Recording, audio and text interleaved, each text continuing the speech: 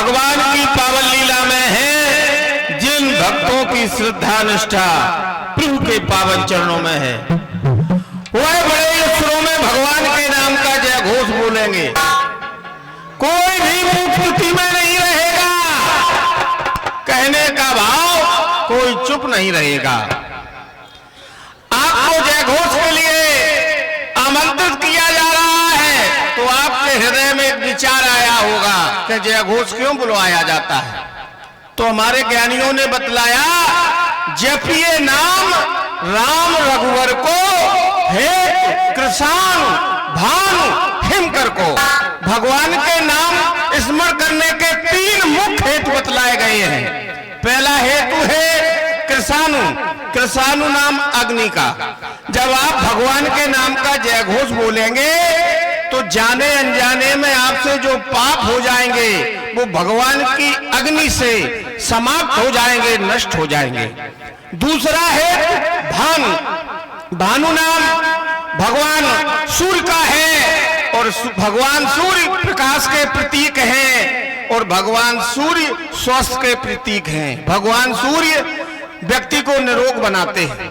जब आपके पाप नष्ट हो जाएंगे तो आपका यश कमल भगवान सूर्य के प्रकाश की तरह आपका जीवन चरित्र समाज में प्रकाशित होगा, आप निरोग रहेंगे। अब तीसरा हेतु बतलाया गया हिमकर, हिमकर नाम चंद्रमा का, इसका प्रवाह है शीतलता से। जब आपके जीवन में भक्ति आ जाएगी, आपका मन निर्मल हो जाएगा, तो जो 6 विकारों की जलन होती है, जासु भजन बिन जलन न जाए, वह जलन समाप्त हो जाएगी, अर्थात जीवन में शीतलता आ जाएगी, आपका जीवन आनंदमय हो जाएगा। बोलिए प्रभु श्री रामचंद्र की। देखिए संख्या के अनुरूप उत्तर प्राप्त नहीं हुआ, यद्यपि इस स्थान का बड़ा नाम है। देखिए प्राणी के जीवन में 2 क्रियाओं का बड़ा महत्व है, एक आकृति का और एक प्रवृत्ति का। कहने का भाव बनावट का और विचार का। आपकी बनावट तो मानव जैसी दिखाई दे रही है, लेकिन कुछ लोगों के विचार मानव जैसे दिखाई नहीं दे रहे हैं। जो लोग जय घोष नहीं बोले उनके विचार पशुवत ज्ञात होते, क्योंकि मानव की भाषा में जानवर जय घोष नहीं बोल सकते। इस जय घोष के माध्यम से समाज में परीक्षण करेंगे कि कितने लोग मानव होते हुए भी मानव कहलाने के योग्य हैं, तो कितने लोग मानव होते हुए भी मानव कहलाने के योग्य नहीं है। जो मानव होंगे वही जय घोष बोलेंगे, और जिनके विचार जानवरों जैसे होंगे वो बेचारे क्या बोलेंगे। इस समाज में वे भी देखेंगे कि परमात्मा ने किन किन व्यक्तियों को हाथ दिए। जिसके पास हाथ हो अपने हाथ उठाएं। बोलिए प्रभु श्री रामचंद्र की, जनक नंदनी की, लखनलाल की। श्री राम, श्री राम, जय श्री राम। भगवान की कृपा से यहाँ सभी मानव हैं। के समाचार जब पाए, राम सचिव सबने कटे बुलाए।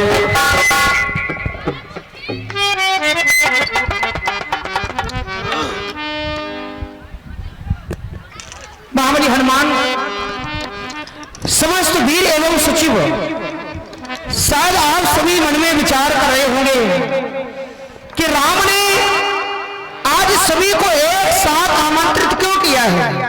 उसका एक कारण है हनुमान।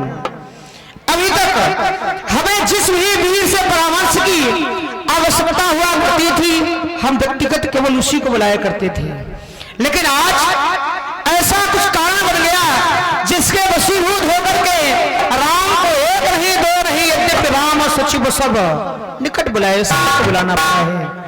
विचार कर रहा हूं, आप सभी को ये विदित भी हो गया है कि महाबली अंगद वापस आ चुके हैं, और महाबली अंगद से जाते समय मैंने कहा था, महाबली अंगद आप उस अभिमानी रावण के यहाँ जा रहे हैं, उस अभिमानी के यहाँ ऐसी वार्ता प्रस्तुत करना जिससे हमारा काम बन जाए और रावण का हित हो जाए। काज हमारा ताज हित होई रिप्रसन्न करे हूं, बत कही सोई ऐसी वार्ता प्रस्तुत करना, क्योंकि मैं ये नहीं चाहता था कि रावण का किसी प्रकार से अहित हो।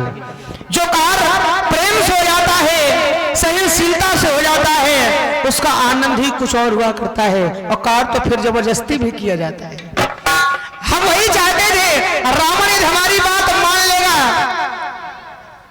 तो अच्छा रहेगा, क्योंकि यदि युद्ध प्रारंभ हो गया तो युद्ध में बहुत जनहानि होगी, बहुत धनहानि होगी। भाई ये सब कुछ नहीं चाहता था, लेकिन रावण फिर भी नहीं मान रहा है। तब एक सिद्धांत याद आता है, जब प्राणी को बहुत प्रकार से समझाया जाए और फिर उसके कुछ भी समझ में ना आए तो वे सिद्धांत याद आता है, विनाश काले विपरीत। जब प्राणी के विनाश का समय आता है तो फिर चाहे जितना समझा लो कुछ समझ में नहीं आता है, समझाने वाला भी उसे बैरी लगने लगता है। क्योंकि रावण की स्थिति क्या है, तो उत्तर मिला, काल विवश मन उपज न बोधा। रावण इस समय काल के वशीभूत है, उसे कुछ भी अच्छा नहीं लग रहा है। यहां तक कि श्री विभीषण जी ने आकर के बताया, मैंने अपने भैया रावण से कहा कि आप शत्रुता समाप्त कर दो, बैर भाव को समाप्त कर दो, सीता को वापस कर दो, क्योंकि जिनसे आप बैर कर रहे हो आप सोच नहीं पा रहे हो, समझ नहीं पा रहे हो राम कौन है। तो विभीषण जी ने बताया, तात राम नहीं नर भूपाला। राम को साधारण समझ रहे हो आप, राम वो नहीं है जो तुम समझ रहे हो। राम कौन है, तो बताया, तात राम नहीं नर भूपाला, भुवनेश्वर कालों कर काला। अरे वो तो कालों के भी काल हैं, लेकिन रावण के समझ में नहीं आया। कारण क्योंकि वो भी काल के वशीभूत हैं। अब विचार ये कर रहा हूं, बहुत प्रकार से समझाया गया, हनुमान को भेजा गया, मैंने हनुमान से भी कहा हनुमान जाकर के सीता का पता लगा करके आना। तो हनुमान ने अपनी ओर से बहुत प्रकार से रावण को समझाया, नहीं माना। अंगद जी ने समझाया, नहीं माना। विचार कर रहा हूं अब करना क्या चाहिए, क्योंकि हनुमान तुमने हमसे कहा था कि सीता ने हमें कुछ समय दिया है, और वो समय क्या है, मास दिवस यदि नाथ ना, 1 मास का समय हमारी सीता ने हमें दिया है। हमें जो भी करना सब उसी के अंतराल में करना है। इसलिए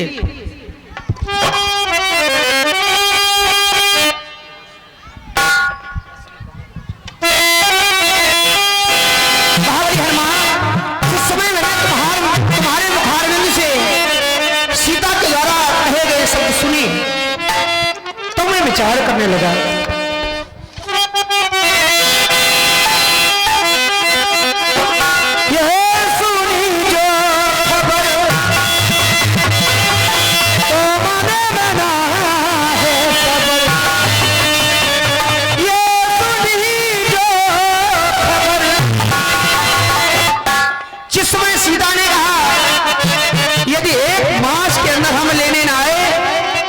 हमें जीवित नहीं पाएंगे। जिस समय समाचार सुना तो हमारा मन विचलित हो गया। हनुमान, यह सुनी जो खबर तो मन बना है सबर करने का अब तो सब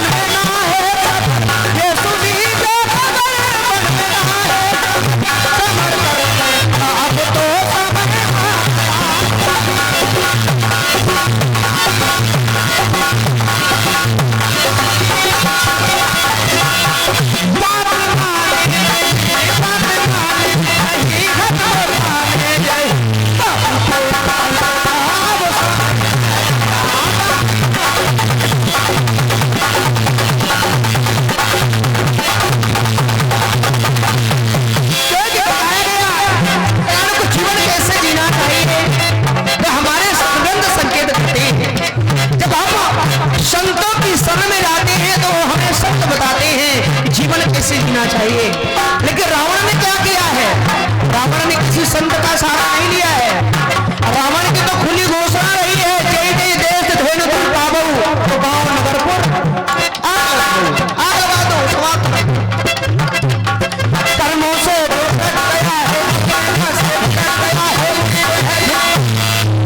अरे रावण, यदि कोई व्यक्ति ऐसा कार्य करता है जिसको ये ज्ञान ना होता तो ठीक है, चलो लोग संसार के कहते भाई उसे ज्ञान नहीं था, उसने कर दिया, अपराध हो गया है। लेकिन रावण तेरे विषय में जब सुना गया तो बताया 4 वेद 6 शास्त्र 18 पुराणों का कहता है, तो क्या शास्त्र और वेद यही सब कुछ सिखाते हैं? कर्मों से भटक गया है, अपने पद से भटक गया है।